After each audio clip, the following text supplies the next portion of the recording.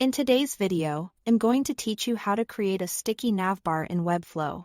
We're going to make sure your navigation stays visible at the top of the screen as visitors scroll through the page. This is a really useful effect because it keeps your menu accessible at all times, which can improve navigation and create a smoother user experience. Start by opening your project in the Webflow Designer. Once you are inside the designer, find the navbar you want to make sticky. The easiest way to do this is to click directly on the navbar element on the canvas.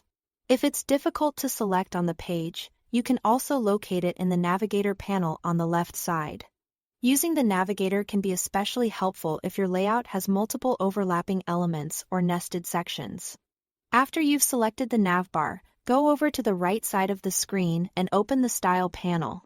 This is where you'll control the visual and layout settings for the selected element. In the Style panel, scroll down until you find the Position section. This area determines how the element behaves in relation to the page and viewport. Now click the Position drop-down menu and choose Sticky. As soon as you select Sticky, Webflow will reveal additional offset controls. These settings tell the element where it should stick once the page begins scrolling.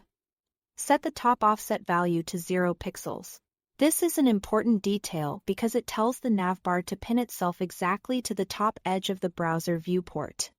In other words, as the user scrolls down the page, the navbar will remain locked neatly at the top instead of drifting or leaving extra space above it. While you are still in the same position section, look for the Z-index input box. Enter a high value, such as 1000. This helps keep the navbar above other page elements while scrolling.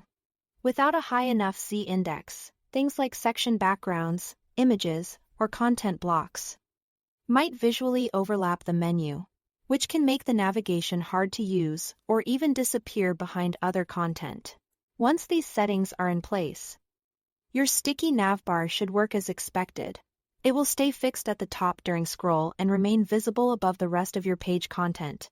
If needed, preview the page to confirm everything behaves smoothly and looks clean across the layout. That's all to it. Thanks for watching.